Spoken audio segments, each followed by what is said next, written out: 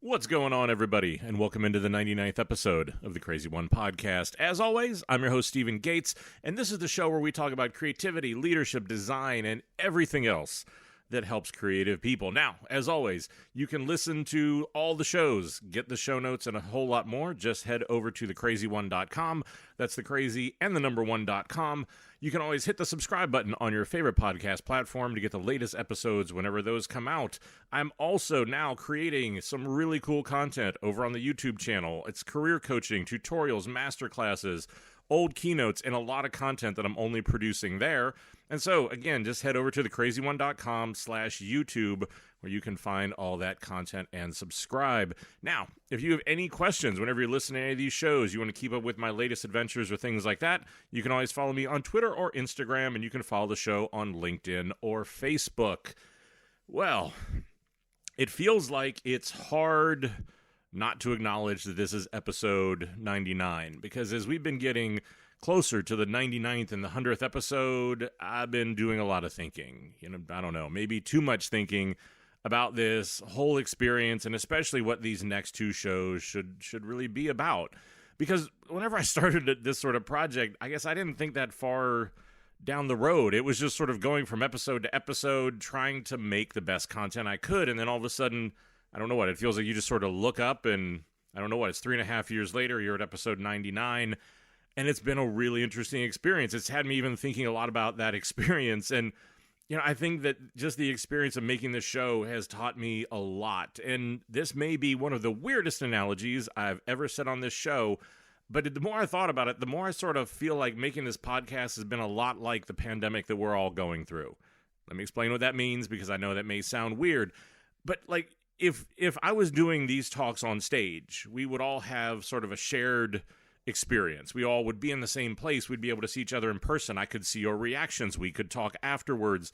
There would be a lot of those sort of things. But doing these talks as a podcast takes away that shared experience and that common place. So for me, it's been sort of interesting that it's great that it's had this impact, but in many cases, it does feel almost disconnected, because I just sort of sit here and essentially talk to myself and send it out into the void. And I think, it's great that it helps a lot of people, but to me, this has sort of been like the pandemic, because I think, it's sort of done the same thing to everybody else, that it took away those common experiences, like going to work or being in the same building with people or doing those sort of things. It's broken everything up into everybody's having these individual experiences, which is why I think this common sense of normal is almost impossible. But that's been the same thing for me, and why I started doing the conversations in the office hours and things like that, was to try to make this a conversation again and be able to create more of those shared experiences. But I wanted these next episodes to be special and to try to capture the best of this show so far. So for this episode, I spent some time just sort of thinking back on all the content that's been created over the arc of this show, all the people and the teams that I've talked with and worked alongside and be able to learn from. And I've tried to put, I think, a strong theme of self-empowerment and self-improvement really throughout this show, right? Because I think as we talk about creativity, leadership, a lot of these sort of things, it is complicated, it is evolving, and it is a personal process where there aren't any easy answers. And I think, too often, those are the sort of things we want to get to, are the easy answers. And like I said, while I think I'm very much about personal responsibility and accountability, at the same point, I think I've hopefully tried to be able to share some information to make that journey a little bit easier. But what I want to do in this episode is to sort of look back over all the shows we've done so far and look back a lot of those people and try to distill it down to really what are the 8 things, the 8 habits that I think the most successful creative people I know have. And I will say I do not have all of these. In many cases, I am not even close to these. I think most people aren't. And I think whenever you sort of do these lists, they are always aspirational. So I think this isn't one of these things where I want it to be like, hey, if you have all 8, you're great. And if you don't, too bad for you. That's not the point of this. But what I want to be able to do is just sort of put these together, because I think it's been a self-reflection for me, because I feel like as I hit the 100th episode, there is a bit more of a want and a tug for how is this show going to evolve? How am I going to keep evolving? Because I think that obviously is a big part of what drives the content here. But I think it is that reflection, hopefully for you as well, just Because I think the one thing we aren't seeming to be short of right now is time for thought and reflection and time to be away from other people with a universal excuse to rethink and evolve. But these 8 things, I think, really are the things that I think really do set people apart. They are the things that we need to work on and strive for, because I think time and time again, these are the things that I think have really made the difference. And the first one, it just seems appropriate, like, to start with the first one, which is the basis of this show, because the whole reason why I started this podcast was to try to help people make peace with themselves. I think it had been a journey that I had struggled with. It is a journey I continue to struggle with, to be able to figure out how to be happy, how to feel successful, how to feel recognized, how to feel a lot of those sort of things. But I do think that a lot of the people who, whenever I think about it, who I think often are the most successful, they found a way to make peace with who they are, with what makes them different, and to embrace it and see it as a strength. Because again, I think that too often, for all of us, whenever you feel different, whenever you feel like you aren't everybody else, whenever something feels like it isn't like everybody else, we tend to view it as a weakness. Yet at the same point, that's always the interesting push and pull in all this, is that all the people who we probably admire, all the creatives, the musicians, the artists, they got successful by not being like everybody else and trying to embrace a different way. And I think, this is not a simple task, as many of us struggle with these issues that have been born out of our childhood, our education, our career, our insecurities, and so much more. These are the things that drive imposter syndrome, which can be debilitating whenever it comes to personal and career growth. But I think it really is that effort. And I think for me, that's my biggest hope or my biggest wish or the biggest message that gets carried from this show, is that realizing that what makes you different is your strength. Because not only is it liberating, but I think it usually directly correlates to becoming successful, because you are living your authentic self. You aren't trying to be what everybody else wants you to be. You can focus on your talent. You can focus on your creativity and things like that. And again, I think there was a deeper dive that I did with this in episode 86. I'll put links to all these shows in the show notes.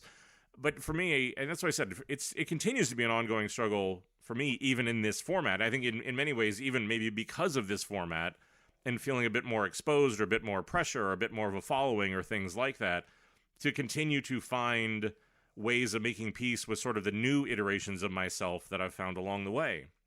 But I think the other part of that struggle leads us to the second thing, which is really the ability to balance humility with that need for recognition. Because I think, humility is really that realization that no matter how much you've achieved, no matter how much you've done, no matter what position you have, that you can always learn more. You can always be kind. You can always be open. You can always try to evolve. That the moment whenever you feel like you know it all, the moment that whenever you feel like, again, you're better than somebody or something isn't your job, most of the time are the moments whenever I see careers start to stumble, people start to become frustrated, they start to feel alienated, because again, that they feel a sense of entitlement. And I think that sense of entitlement never leads to good outcomes. And I think that, for me, is one of the things I take an odd sense of pride in, that whenever people meet me, they'll always be surprised at, again, the person that's on the show or the person that's on the stage is the person who I am.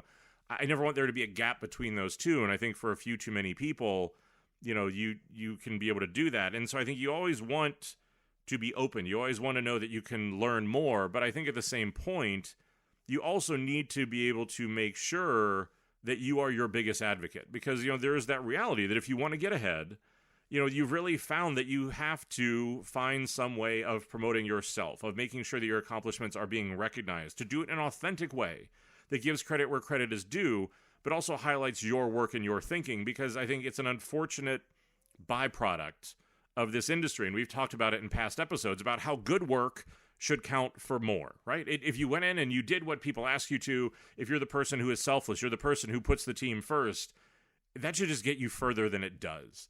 And I think that, there's just an unfortunate reality there that it doesn't. In many cases, frustratingly, I think, in some ways you can be punished in your career because you aren't the one who is stepping in front of people. You aren't the one who is stepping on people.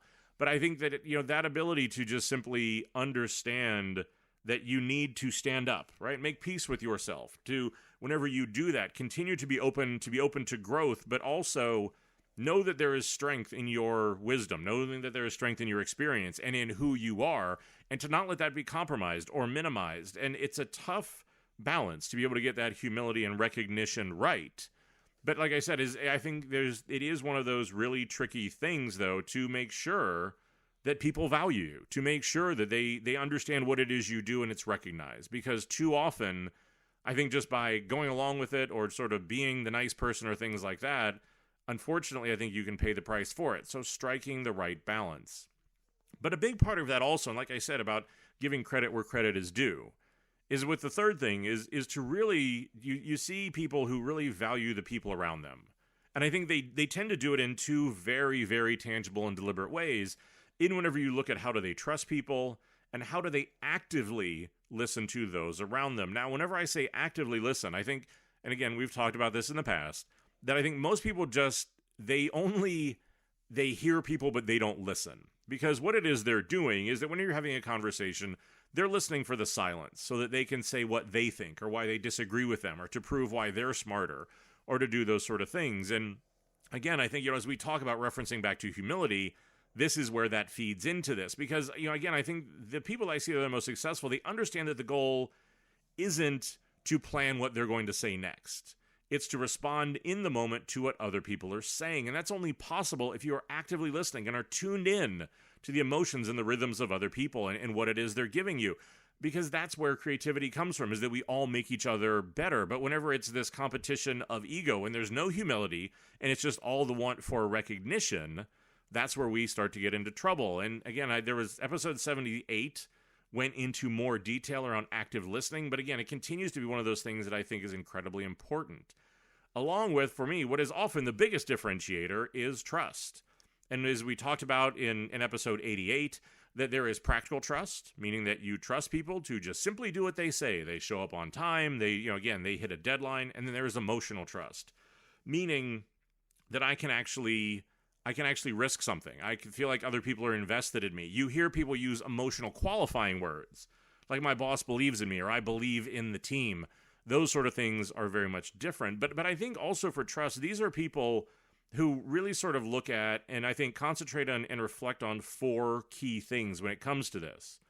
They think really about credibility and that what they say really needs to mean something, that it is not getting wrapped up in personal agendas or politics, that they're not playing games with what's going on, that there's reliability to it, that you can actually trust what it is they say, that there's somebody who you can count on.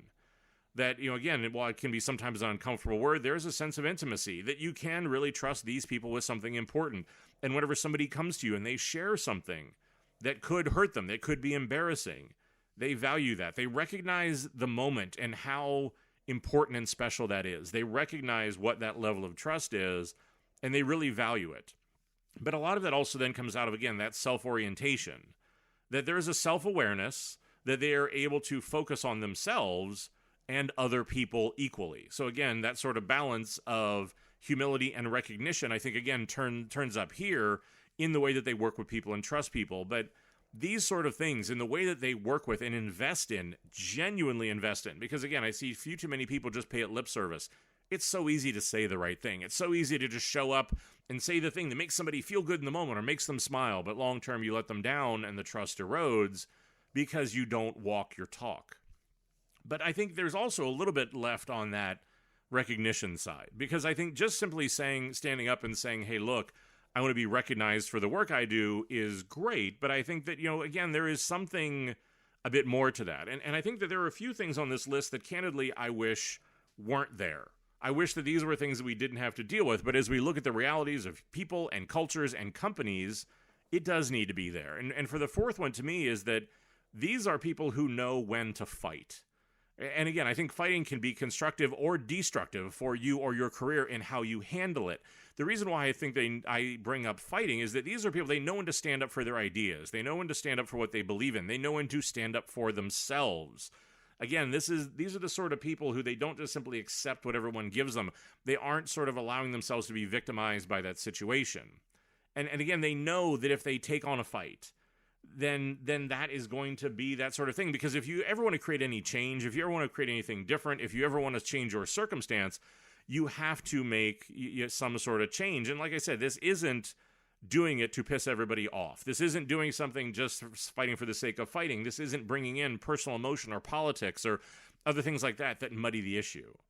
But they know that if they take on these battles, that it's something they need to do, because if they don't, then that is going to take a toll. It's going to burn them out. It's going to be able to really have an effect. And again, they also know if they do it the wrong way, it's going to piss everybody off around them. And that's the thing, is that they know that they need to fight for those things. But again, I think you also see that these are people that people are drawn to actually for that reason, because they know that they will fight for them. They will walk their talk, that it isn't just simply paying lip service.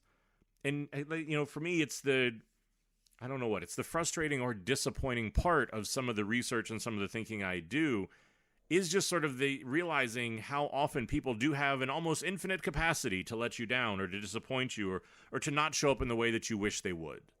But in many cases, like I said, I think if you're not going to stand up for yourself, I don't know that anybody else is either. And we spent, again, if this is a subject you have interest in, episode 55 really kind of looked into how do you know when to fight? How do you do it constructively?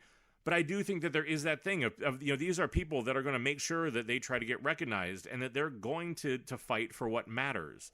And again, they're going to do it in a smart way, because as I've always said, there's a huge difference between crazy and stupid. So this is not being stupid about it, and this is not alienating people. But it is saying that this is something that I believe in, and it's worth standing up for. But a lot of those sort of things that I'm talking about, right? The ability to make peace with yourself, to have humility, to be able to seek recognition, to value other people, to knowing when to fight, a lot of that is really based in, I think, an emotional awareness, that they are able to balance IQ with EQ. So it's that intelligence, sort of, mental intelligence with emotional intelligence. And I think, they really take that time to get to know themselves. They get to know the people around them, and they understand, how does that affect them? How does it affect other people? And, emotional intelligence really breaks down to, a few different things. I think one is self-regulation. And I think this is what we've talked about a few times already in the show, is just that ability to throttle that emotion to keep it productive. Because if it goes to the dark side, if it goes too far, you start to break down trust and a lot of other things. I think that there is that ability to have social skills. And I think that can take a lot of different forms. It can be extroverted. It can be introverted. It can be whatever is authentic to them. But they are aware that they need to interact with other people, and they are conscious of how they do it. And a lot of that then feeds into empathy, that if all you're ever doing is thinking about yourself, not only is personal growth often not possible, but you're not going to be able to create any sort of connections or think about other people. And again, for me, that ability to have empathy, I think, is what makes you a great creative. It's what makes you a great leader. It's what makes you a great person, because you're actually able to put the shoe on the other foot and think about other people. If I'm designing, if I'm writing, if I'm creating something, I need to think about who's going to consume this, read it, use it, do whatever it is, so that I'm sure that it's going to be useful for them. If all I do is think about myself, I'm narrowing in my focus a little bit too much.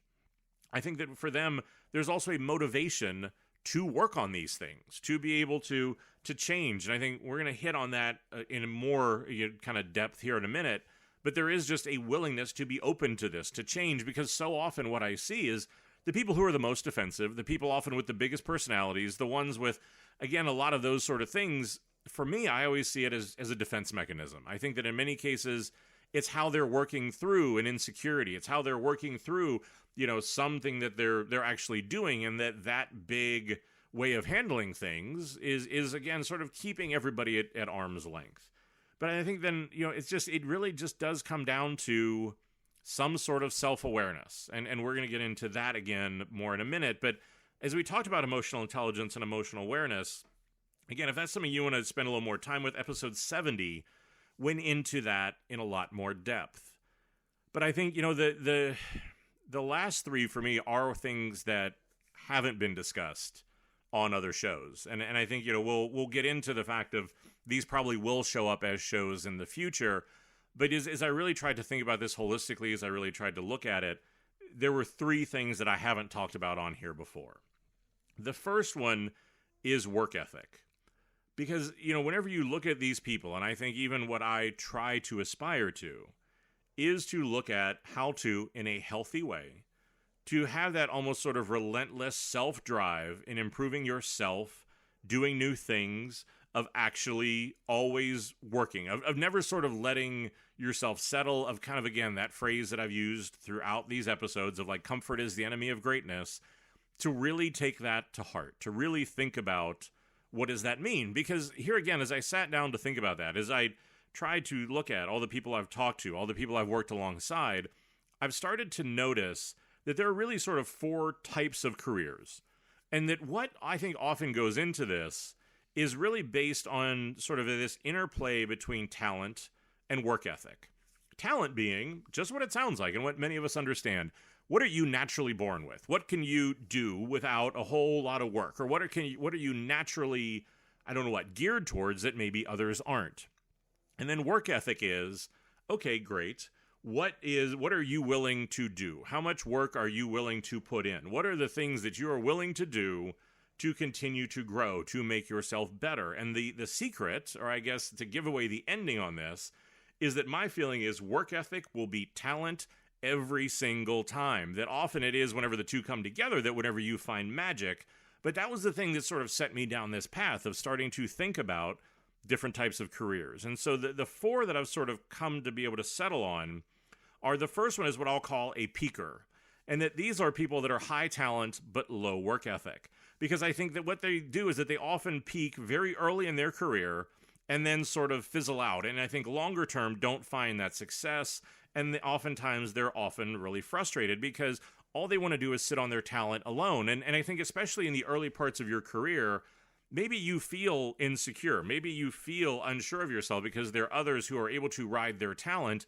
And I think especially in that early chapter, or those early chapters, talent does play a larger part of it. But I think as you look out through the arc of your career and over time, that talent starts to count for less and less, just because so many other things change. What you're being asked to do, the format that you're in, what that talent is, maybe is going to be able to change. But that's why I think that's why you have those peakers of, this is the people who they peaked in high school, or they peaked in college, or they peaked earlier in their career and have just sort of lived on that success since then, because they honestly don't really want to do the work to ever improve. Then I think you have the inverse of that. And these are people that I'm calling grinders. And these are people who maybe are mid to low talent, but I think have an extremely high work ethic. And I think, for them, they work really hard in the beginning. And maybe in the beginning, they don't feel like they're as successful. Maybe they feel like they don't have the amount of talent, or they don't measure up. But they are just simply relentless and never giving up, and always pushing to get better, and always pushing to be able to learn new things and make themselves better. And in many cases, I think that, they will have long-term success and pass those peakers somewhere around kind of the 1/3 to halfway part through their career, whenever, just because they're continuing to work and invest in themselves and other people, they're going to have longer-term success. It's just sort of getting them, coaching them, giving them hope to get through that sort of first third. And then I think you have people that are climbers. And I think these are ones who have probably middle to high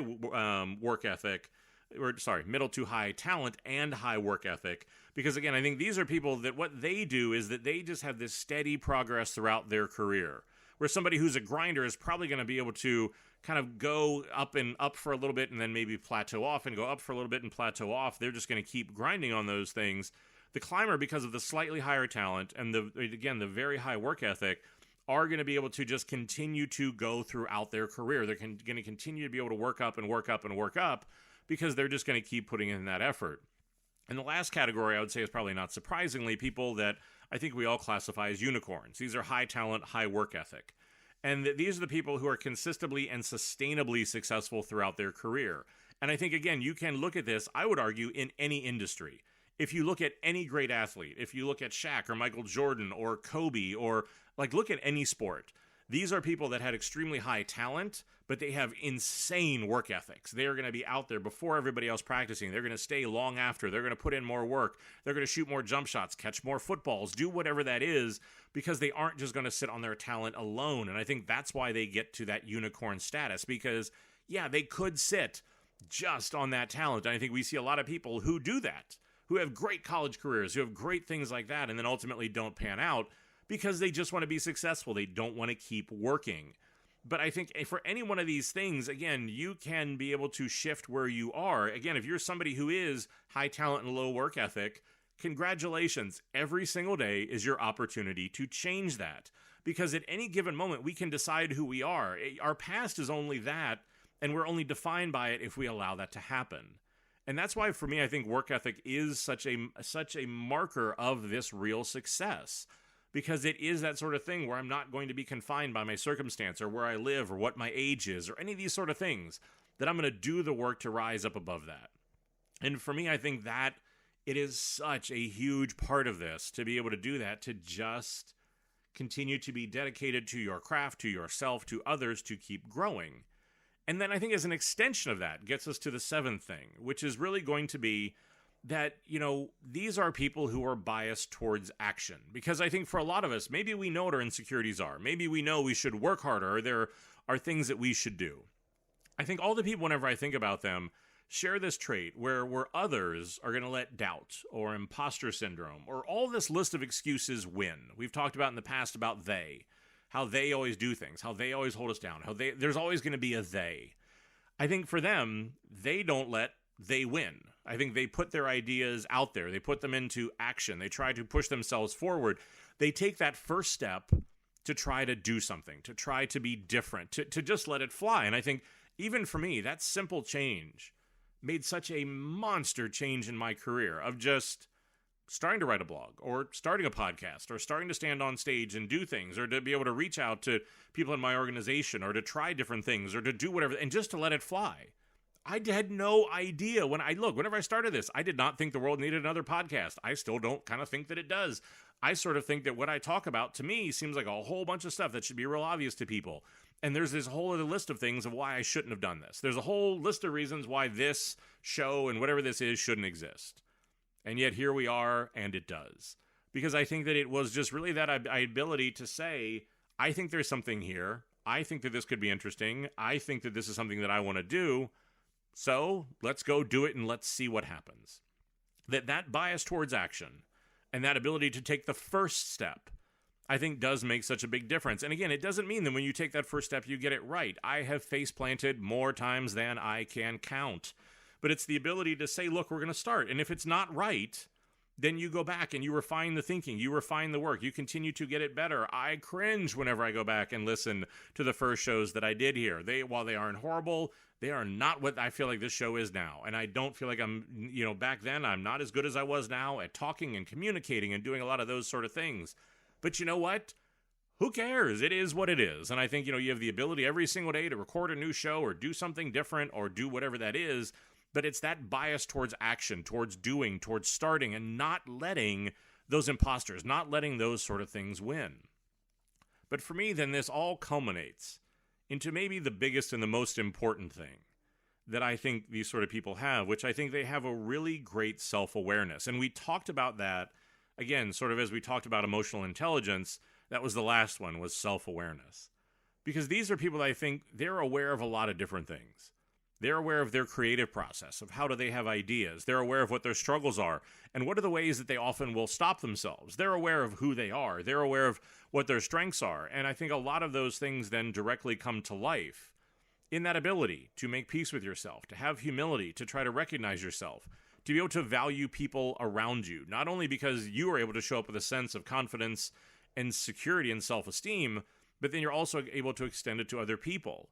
That self-awareness and sense of self is why they fight and why they have something they believe in. Because, it's just easier to do what everybody else does. But I think that emotional awareness, the work ethic, that bias towards action is all driven out of a self-awareness. Because for me, this is the biggest thing. Because, as you go through your career, and we've talked about this again many times, who you are, there's about 6 different variables that we're all dealing with. Who you are, who you surround yourself with, the team that you're on, what is going on in society, your company, your family, your life, your mentality, all these things are going to change.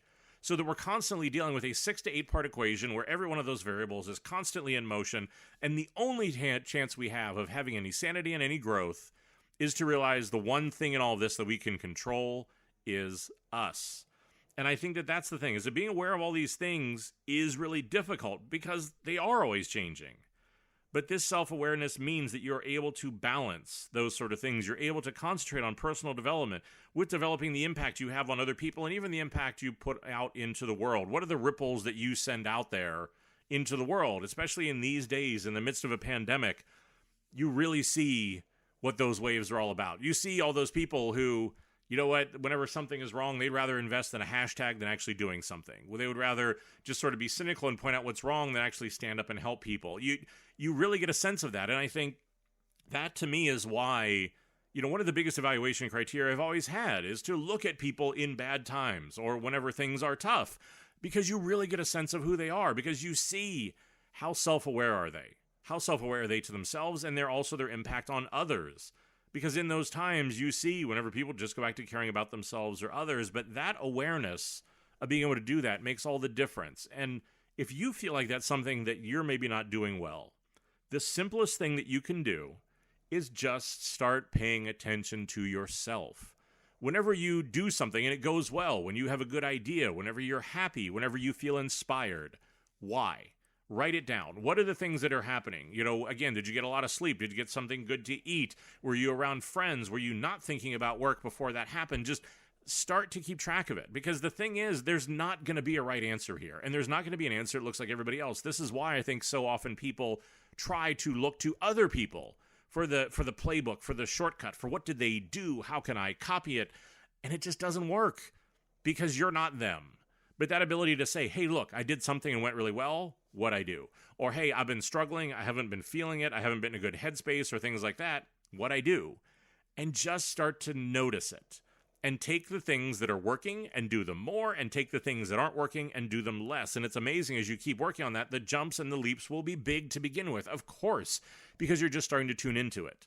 But as you go on, you're going to see that you're going to start to be able to refine it, some of your creativity on demand, start to be more thoughtful, insightful, human, all these sort of things, because you're starting to pay attention to other people, pay attention to yourself, and do these sort of things. But I think, for me, there's also an important asterisk here, because as I also think about the show, I think I need to call something out that I'm not sure I have really done a very good job with. And I feel like maybe I've let some people down the wrong path, or I've let them down or into the wrong way of thinking here, because I think that over the years, it really is also, I do want to dispel this idea that what I'm saying does not mean you have to do all this on your own. Because I think too often we get caught up in this thought of the lone genius, right? Like the person who is singularly intelligent, who does a lot of this stuff on their own.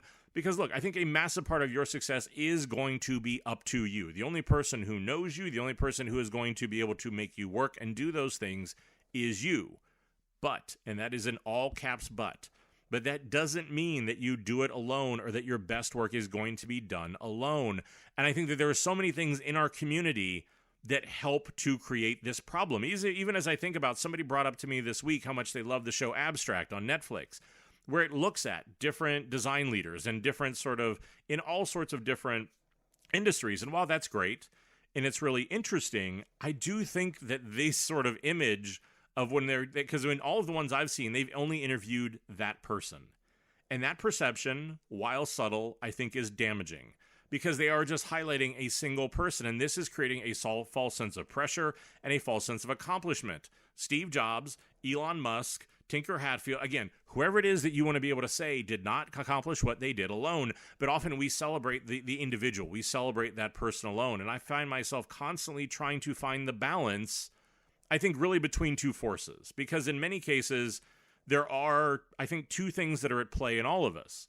And the one is that pull to do it yourself, to be the one who is recognized, who is, again, that sort of individual accomplishment, the individual leader. And for me, I always will define that as a cycle of self-importance. And this is what feeds your ego, what feeds your recognition, what makes you want to be the one who gets recognized, that your name is up in lights and all this stuff that we see in movies and all this other stuff, where we want to be able to do that. And it is important, right? I think you need to feel like you are being recognized. You need to feel like you are accomplishing something, because this is such a journey for you, for what you're doing. Individual accomplishment is that sort of thing. But again, if it goes too far, if your ego wins, if we give in to either the pressure that is created or this perception, then I think that cycle of self-importance stunts you, crushes you, alienates you, does a lot of bad things. But I think if we index too far the other way, and I think this is what I struggle with as well, is that there is a cycle of self-doubt where, again, like, am I going to let my imposter syndrome, am I going to let my insecurities, am I going to let all those little things that are running around in my head win? And I find myself in this push and pull battle. And I don't feel like I've ever got it right. I don't feel like I've ever been able to do this, because it is a really hard balance to walk. I think, I've always been aware of the impact that it has, that whenever you're working at a job or leading a team, but then I do something like this, there's a lot of assumptions that are created. A lot of people think things about me based on assumptions. They don't know me. They don't take the time to know me. It's just easier to make an assumption, and that creates a lot of frustration, a lot of imposter syndrome, and things like that. But I think that for me, while we are talking about the individual habits of successful people, I can't do this episode, like I said, without pointing out that these accomplishments and these people who are successful did not do it alone. And I think I don't want you to feel like that, again, this is only up to you and you have to bear all of this burden. But like I said, at the same point, I don't want you to outsource all this. I don't want you to feel like, it's somebody else's problem, or to be able to do things like that. Because for me, it's sort of like teetering on that edge of a hurricane. Because I don't want to go too far into my own ego, and I don't want to go too far into my imposter syndrome and my doubt. I want to try to teeter on the edge of both, where I know my value. I know what it is that I can do. I know that I have a voice, and that again, I as an individual am strong and have something to be able to contribute, but not let that agenda or that drive blind me. So that, again, if I go too far and become disconnected and too alienated, and again, sometimes you don't sit right on the center. You lean too far one way or another and have to self-correct. But I also don't want to give in to the imposter syndrome and the doubt and those sort of voices that let you stagnate. Because I think if you're able to sort of balance on those two cycles, those two overlapping circles of self-importance and self-doubt, I think if you're able to find that spot, that ultimately is where you're going to be able to find success, because you are strong. You are, as I tell a lot of people who I coach, right? Like, you are a badass and you are amazing. Act accordingly. So that there is that understanding of who it is you are. But that doesn't come at the cost of or eclipse other things. Because I think, look, we're all in search of these things that already exist in us.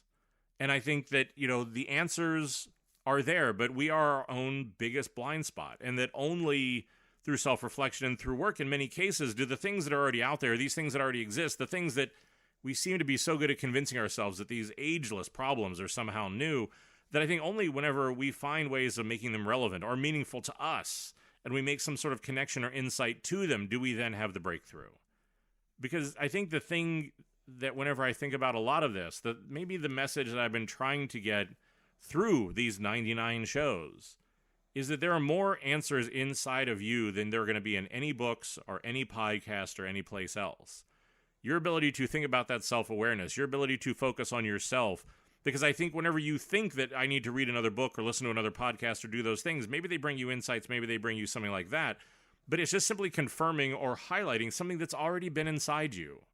And that it only just took that to be able to try to be able to confirm the answer or to give you the push or to be able to do those things. That's what those things do.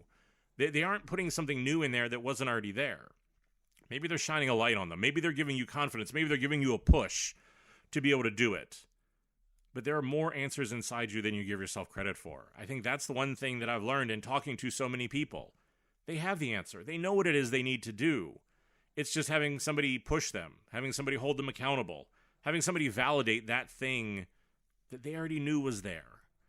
But that's that part of it, right? Because for me, that's what the crazy one definition is it's that ability to sit on that edge, to understand yourself and your value, to stand up, to realize your strength, to be able to push that, to exist loudly. That is such the statement that has sort of culminated that for me in the last 2 years.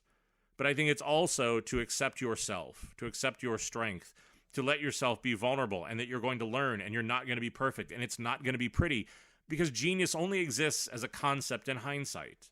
Only after you're successful do people know it all along. Only after you're successful, then do people really understand what it was that you were trying to do. And I think that in that journey, while it can be rewarding, there's also the recognition that it can be lonely and it can be difficult. But I think that our ability to balance that and to understand our place in all these things and the work that we need to do, I think that's what's going to really become successful. Because I think that the people who I know are successful concentrated on these things. And then the jobs and the money and all that other stuff followed, because they didn't set out to saying, I want to be famous, or I want to be rich, or I want to do these sort of things. They set out to be able to invest in these things, invest in their talent, invest in their self-awareness. And wherever you are great at something, I don't know what, as Eddie Felson said in The Color of Money, like if you're really great, the rest can be arranged. I think that's the sort of thing here, right? Is that if you concentrate on these, then the success will come. If all you're focused on is the title and the salary and things like that, you're facing the wrong direction. And that, again, whatever that's the only goal you're looking for, you're not going to be doing the investment and the work that's going to bring those things. So for the 99th time, I hope it helped. I think, again, it's trying to distill some of these things down. And like I said, I'm doing this as well, trying to make sense of all these different things that I thought were relevant and bring them together in a way that I think hopefully makes sense to be able to tie these first 100 episodes together in some way. As always, as we get to the sales pitchy part of the show, look, if you find this helpful, if this was something, please really do me a favor, go out, leave a review on your favorite podcast platform, things like that. It always makes a really huge difference. You can subscribe to the podcast, so make sure you don't miss an episode. Make sure you head over to YouTube, because again, I'm putting a lot of effort into content over there as well. That's in a little bit of a different format. Again, just trying to push myself and be able to work a little bit harder. You can find out more about the podcast, related articles. I'll put links to all the episodes that I talked about. Just head over to thecrazy1.com. As always, that's thecrazy1.com. Follow me on social media. You can get updates, new content, ask me questions. Again, you can do that. You can follow the show, LinkedIn or Facebook. Follow me on Twitter or Instagram. As always, everybody down in legal wants me to remind you that the views here are just my own. They don't represent any of my current or former employers. These are just my own views. And finally, and sincerely, I say it every time because I mean it every time, but thank you for your time. I know, especially in these days, the ability to sit down for 40 or so minutes is a rarity, and it is a luxury, and it is not one that I take the slightest bit lightly. So, again, I know time is truly the only luxury that any of us have, and I'm always incredibly humbled you want to spend any of it with me. So get out there and think about those 8 habits. Think about, again, how can you apply this to what it is that you're doing? Stay safe, stay sane, stay connected, and as always, stay crazy.